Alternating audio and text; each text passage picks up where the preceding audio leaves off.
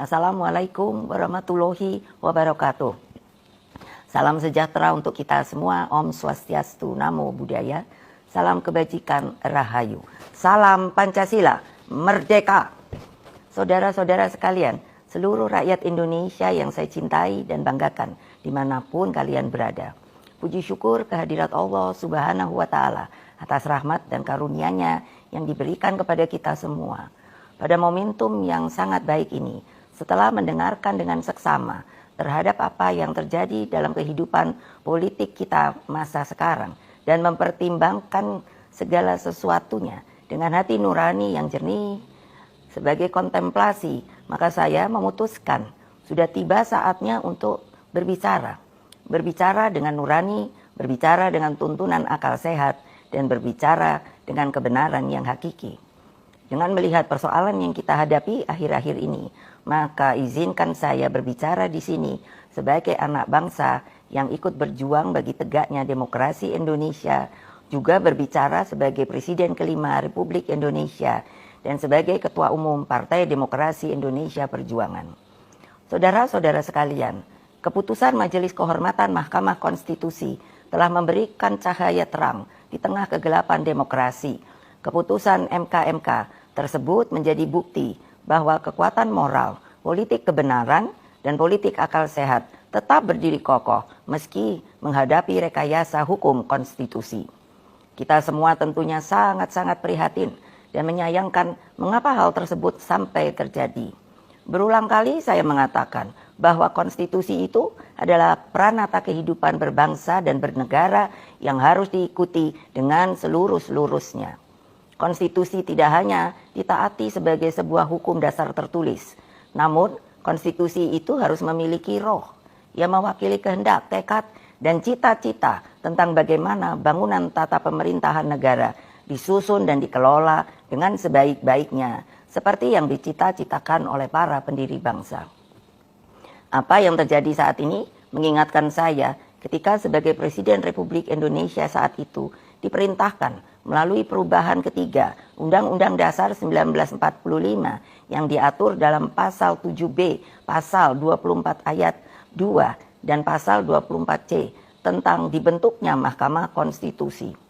Dari namanya saja, Mahkamah Konstitusi ini seharusnya sangat-sangat berwibawa, memiliki tugas yang sangat berat dan penting guna mewakili seluruh rakyat Indonesia di dalam mengawal konstitusi demokrasi.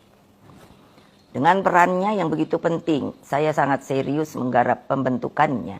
Saya sebagai Presiden didampingi oleh Menteri Sekretaris Negara mencarikan sendiri gedungnya, dan saya putuskan berada di dekat istana, yaitu suatu tempat yang sangat strategis yang disebut sebagai Ring 1, sehingga Mahkamah Konstitusi tersebut harus bermanfaat bukan bagi perorangan, tapi bagi rakyat, bangsa, dan negara. Saya ingat waktu itu, Ketua MK yang pertama adalah Pak Jimli Asidiki, dan saya sangat berterima kasih atas segala konsistensinya selama ini.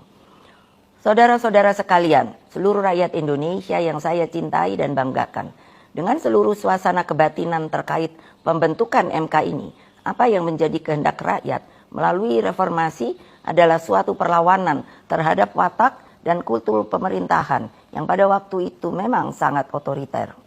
Dalam kultur otoriter dan sangat sentralistik ini, lahirlah nepotisme, kolusi, dan korupsi.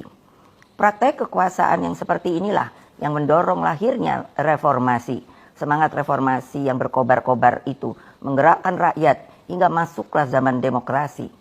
Bukan sebuah proses yang mudah, bukan yang indah, karena pada waktu itu sampai saat ini kita masih seharusnya mengenang dengan perasaan hati yang begitu sedih atas pengorbanan rakyat dan mahasiswa melalui peristiwa Kuda Tuli, peristiwa Trisakti, peristiwa Semanggi, hingga berbagai peristiwa penculikan para aktivis, bagian dari rakyat, dan lain-lain. Mereka banyak saksi-saksi hidup yang sampai hari ini berdiam diri. Semua menjadi wajah gelap demokrasi. Praktek kekuasaan yang otoriter itulah yang telah kita koreksi.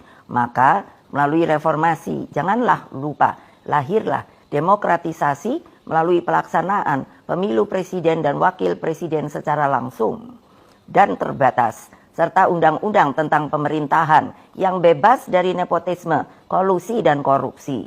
Apa yang terjadi di Mahkamah Konstitusi akhir-akhir ini telah menyadarkan kita semua bahwa berbagai manipulasi hukum kembali terjadi.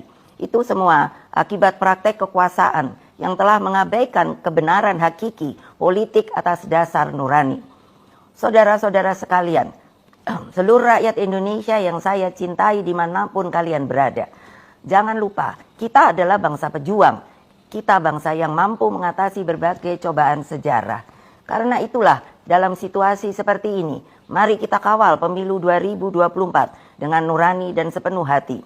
Kita jadikan pemilu 2024 sebagai momentum untuk mendapatkan pemimpin terbaik yang benar-benar mewakili seluruh kehendak rakyat Indonesia, mengayomi agar Indonesia menjadi bangsa hebat, unggul, dan berdiri di atas kaki sendiri. Rekayasa hukum tidak boleh terjadi lagi. Hukum harus menjadi alat yang menghadirkan kebenaran. Hukum harus menjadi alat mewujudkan keadilan. Hukum harus menjadi alat mengayomi seluruh bangsa dan negara Indonesia. Dengan keadilan inilah kemakmuran pasti akan bisa diwujudkan. Karena itulah terus genggam erat semangat reformasi itu. Jangan lupa terus kawal demokrasi berdasarkan nurani. Jangan takut untuk bersuara, jangan takut untuk berpendapat. Selama segala sesuatunya tetap berakar pada kehendak hati rakyat.